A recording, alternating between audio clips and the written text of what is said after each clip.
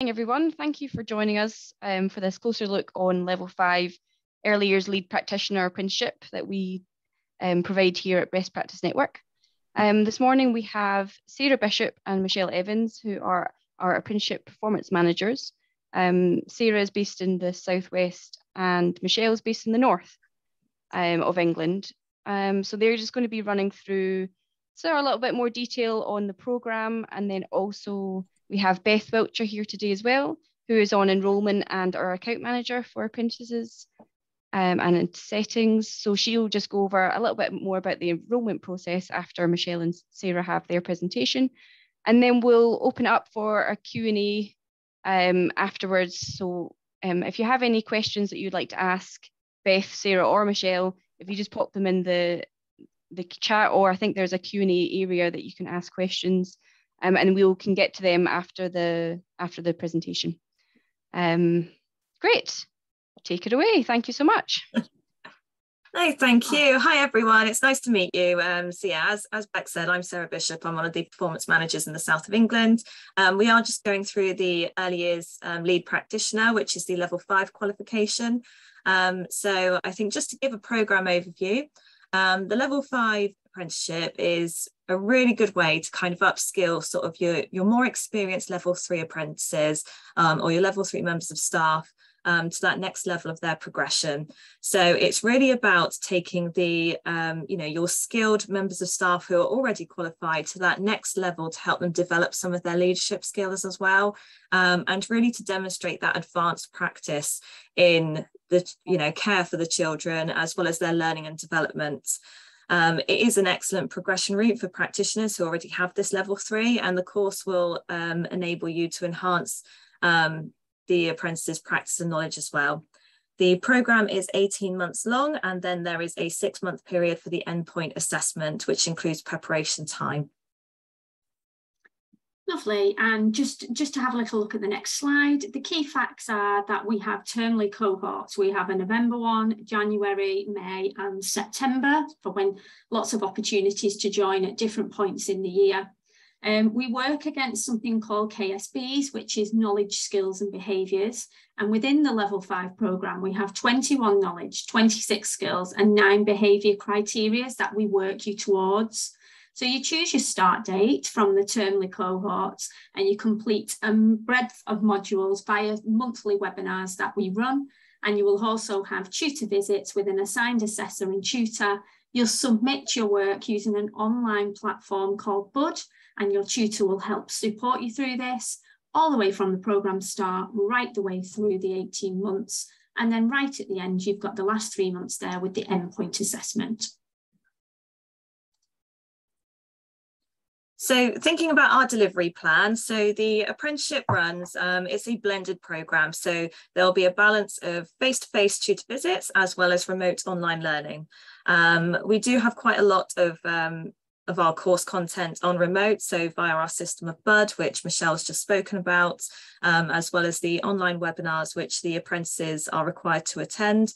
These will take place monthly, and they are a really good opportunity to provide that knowledge, skill and behaviour just for that advanced practice. We also have additional virtual learning environments, also known as Canvas and Penzu, which apprentices will be able to use to support and develop their knowledge, skills and behaviours.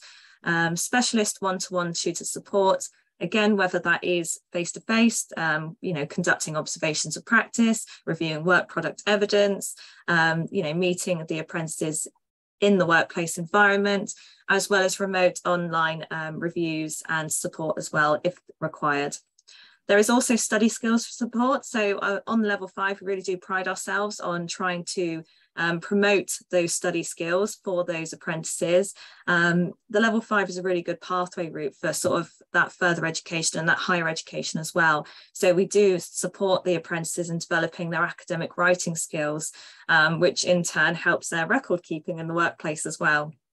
We do regular reflections and learning on practice, as well as, really priding ourselves in partnership working between us as Best Practice Network, as well as the apprentice and you as the employer. Thank you. And we also have, as you can see on the screen, the programme overview over the 18 months. So just to run through this is our delivery model, which is our programme overview. And this is how our level 5 course is structured. So you can see that across the months, it basically informs the learners and, you know, you guys as the employer, what the apprentice will be undertaking as part of their apprenticeship journey. So for example, in month 1, the learners will begin their first day of learning webinar, which will entail an induction, a webinar and a tutor visit. And they will also have access to online modules through Canvas. And then of course, month 2, it's really sort of begins the modules that they'll need to support them with their tasks. So this is kind of how our module works. You will notice that within this, we have included tutor visits. So month 2 will be sort of the first observation. And then following that will be a remote visit from the tutor. We do try and promote with the visits more independence, being that it is level 5. So apprentices will have 6 weekly visits, which will alternate between face-to-face and remote. Of course, if we do have some of those apprentices who do just need that little bit more support, then, you know, additional visits may be sort of granted and allowed in that sense, just to make sure that those apprentices are supported and, you know, for you guys as the employer as well. So that's really sort of how our programme overview works. It shows each month of the apprenticeship and what will take place. Of course, we have this as a structure. It might be sort of for you guys, you might have a particular training need or a particular area that you want the apprentice to focus on. We can tweak this to support you and to fit with your needs of the company as well. So it is slightly adaptable as well. Okay, so I think so just again, moving on to our curriculum, the curriculum really does encompass the apprentice's learning experience throughout their time on programme. We do believe that our curriculum is broad, it's balanced, it's relevant, it's current as well, you know, being that it's so new to the sector, as well as being forward thinking in order to meet the needs of the early years sector and to raise outcomes for all children. The curriculum and experiences that it offers will prepare apprentices for their future career as an early years lead practitioner. So it really is for those aspiring leaders and those who may be already in a leadership role, such as your room leaders, your deputy managers, and even we've had some managers as well. Our vision is really to make sure that every child has access to an excellent early years education, regardless of their background, and that every apprentice must be supported to be their best. And I think our curriculum really does enable us to support those apprentices and support you as the employers to ensure that this common goal is met and is followed. Yeah, lovely. So, you know, just to go on from the modules as well, like we mentioned before, these are the key areas that we'll be looking at. Again, just to go over those, it's child development and pedagogy, curriculum, observation, planning and assessment, equality, diversity, supporting children's strengths and needs, leading practice, CPD and reflective practice, and current legislation, safeguarding and health and safety. So why choose Best Practice Network? We really pride ourselves on our tri-party working between us at BPN, you as the employer, but also the apprentice as well. So we really do try and have a full induction with you as the employer as well as the apprentice. The tutors will have weekly catch-ups with the apprentices, one-to-one coaching and mentoring, whether that is 6 weekly or more frequently, depending on the learner's needs. Regular webinars as well as the first day of learning webinar, which gives that introduction to the apprenticeship and the work that's going to take place. We also pride ourselves on our one-to-one functional skills support as well. So apprentices will be provided with those resources to support them through their functional skills if they're required to undertake those as well. We send out books for the apprentices, and again, the one-to-one tutor support will be able to support those apprentices through their maths and their English. There is also an option for online functional skills exams. So the apprentices now can take their exams remotely. So they can be sat at home, they can be sat in the setting in a quiet office with our online systems to be able to sit their exams, just to have that flexibility. And of course, from the employer, you know, we have sort of access to levy funding, which you may be able to access. Of course, if you're a smaller employer, there's non-levy funding as well. There are regular 6 weekly reviews, which include the employer. So we do try and have that employer engagement as much as possible. So we can all support each other to share that common goal. Access to the apprenticeship progress on Bud. So employers are given their own login. So you can see the apprentices' progress, where they're up to, which can be accessed either online on a computer or through the app. And of course, this qualification does count towards the EYFS level 3 child staff ratios. And of course, we do offer that comprehensive and ongoing support. Brilliant. So just to have a little look, we have observations with questions at your endpoint assessment. And there's these 3 areas that you will be looking at to working towards your endpoint assessment. And then this will be the endpoint that will focus on observation with questions, which is an observation with questions, which involves an independent assessor observing and questioning an apprentice undertaking work as part of the normal duties in the workplace. This allows for a demonstration of the KSBs, which are your knowledge, skills and behaviours, through naturally occurring evidence. You'll also have a professional discussion underpinned by the portfolio that you've built up of evidence. And a professional discussion is a 2-way discussion, which involves both the independent assessor and the apprentice actively listening and participating in a formal conversation. So you, as the apprentice, will lead the discussion, and the portfolio of evidence will typically contain 20 pieces of evidence, and that's your workplace documentation as well. There will also be a case study with presentation and questioning, and the case study report will be based on a case study that the apprentice has done with an individual child or a group of children. The apprentice will scope out the case study and present it to the endpoint assessment organisation. And the observations, analysis and preparation of the case study report and presentation will typically take over 12 weeks. The case study report will be 4,000 words. So that's just to have a little look at what the endpoint assessment involves. So in terms of early years teaching career pathway, so you can see sort of our vision at Best Practice Network is to really have apprentices who start with us at the level 2, who then work up right through to EYITT. Early as lead practitioner, you know, it really is that step up, and we have a range of partnering universities which we work closely with to offer a top-up degree. So if you have those apprentices who maybe want a degree in early years, but don't necessarily want to have time out to go to university, or, you know, who can't afford to because, you know, they need a salary, this is a really good option that they can still do it sort of remotely and part-time as well.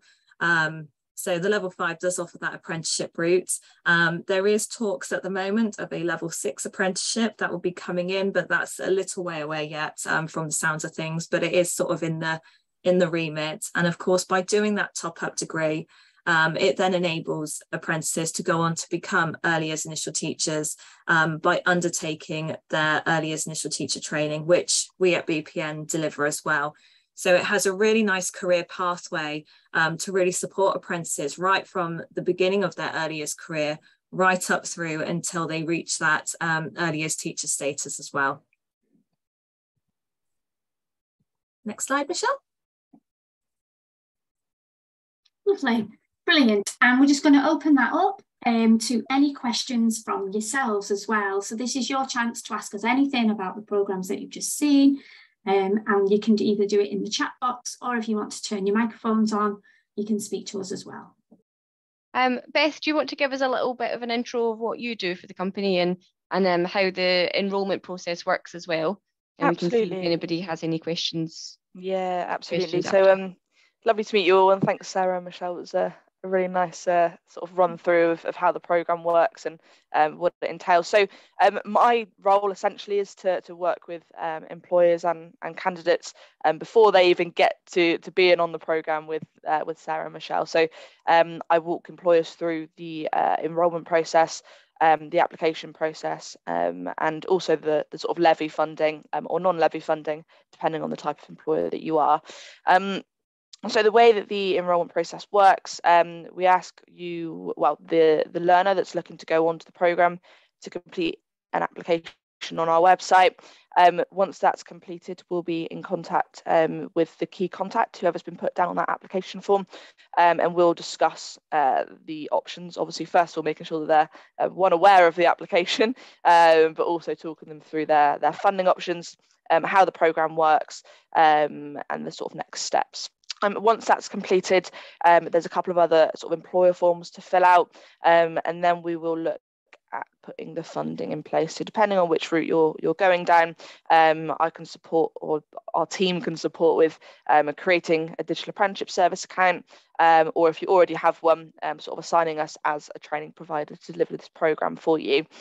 We'll then set up the funding ready for the learner to come on programme with us, and we'll then put them through the enrolment process. So this includes obviously various bits of documentation, completing initial assessments in English and maths. Regardless of if the learner has functional skills, we support every learner with their English and maths at sort of any level, and obviously if they don't, then we'll be looking at putting them through those functional skills qualifications. And then we will enrol them ready for their first day of learning, which Sarah and Michelle mentioned earlier on in the presentation. So that's how it works. Myself and the early years sort of business development team are there at every point of the journey for any questions, and there to sort of support you, not just with level 5, but with your sort of full early years provision as well. So that's us. But yeah, if there's any questions for me about the application process, feel free to pop them in if you have any. Oh, there's a question that's coming through. Oh, there we go. Nicole Campbell. Is the time required during working hours to complete assignments or outside of working hours? So assignments should be completed within the apprentice's working hours. So with that, each apprentice has 20%, or it was 20%. Now it's 6 hours a week of off-the-job training if they work full-time. So during that time, it's really time for the apprentice to complete some of their assignments, whether that be, their observations, their meeting with their tutor, their workplace products that they might need as part of their apprenticeship. All of the assignments are manageable. So it means that the apprentice is able to complete their tasks within that time. And of course, the apprentice also may have on-the-job training as well, which is where they take part in workplace shadowing. They might work in a different room that they're not quite as familiar with. They might be doing lots of CPD modules within the workplace. So that really is sort of where the off the job and on the job comes into it. But yes, for a full-time employee, over 30 hours a week, it would be 6 hours. For you apprentices who work 29 hours a week or less, it would be about between 3 and 3.5 hours. Thank you, Sarah. We've got Sue asking how long the programme is. Yep, so the programme is 18 months. So it's 18 months for the practical period, and then the apprentice can have up to 6 months for their endpoint assessment. Does it usually take the whole 6 months for the endpoint assessment? Or is it just... It's really down to the apprentice. So I mean, if an apprentice is really motivated and they complete everything in preparation for their endpoint assessment really quickly, we can have them in a lot sooner. So it's really up to 6 months as a maximum, really. I think with the question previous to that about the off-the-job hours, worth mentioning that with people's contracted hours, this question that I get asked quite a lot, how many hours do they need to be on to be able to do the programme?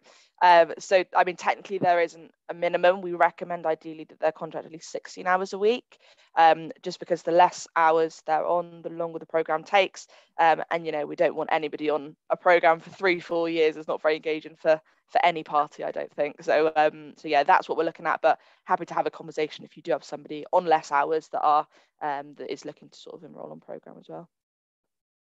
Yeah, great. We've got Sue asking, how does the ratios work, or how does this work with the ratios? So Sue, by that, if we could just have some clarification on ratios, do you mean if you have maybe an apprentice who's in a leadership role but doesn't have a full and relevant qualification in terms of how they count to ratios, or is that more in terms of if they're needing time out of the room to maybe do some of their assignments, with ratios as well. So she's she's followed on by does the ratio count from the beginning or at the end of the programme?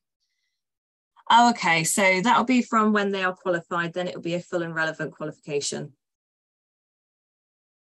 However, is one of the, sorry, you can, if I'm wrong with this, let me know, but to apply for this course, I think you need a level 3 in childcare qualification. And when you have a level 3, you count towards the child staff ratio then as well, don't you? You do. However, there's quite a lot of level 3 qualifications that say level 3, but they're not classed as full and relevant. So it's definitely worth sort of employers looking on the government website at the, the staff in your settings qualifications and the old level 3s they might have, just to check they are full and relevant towards those ratios, because there are quite a high number out there that maybe don't count towards being full and relevant. Nicole's just said, is there any extra help for a dyslexic student? Absolutely. So we really pride ourselves on the additional learning support that we offer. If we identify that an apprentice needs additional support or has additional requirements that we need to be mindful of, the apprentice will be, with the support of their tutor, they'll be given a support plan, and that support plan will be individualised to that apprentice. So whatever adjustments they need, we will work hard to try and put those in place. It could be they need slightly different coloured paper on different fonts. They might need just tasks broken down a bit more or a bit of an additional time. So that support will be put in place. And we also offer more regular visits as well for apprentices that we've highlighted as needing additional learning support needs. These support needs will be reviewed monthly to make sure that it's appropriate for that apprentice and that it's relevant as well. Hopefully that helps. Great, thank you. Are there any more questions? No, I think that's everything. Lovely. And I've put them in type as well, just for everybody to read those as well. Thank you so much, everyone. Thanks, everyone. Thanks. Thank you. Bye. Okay, bye.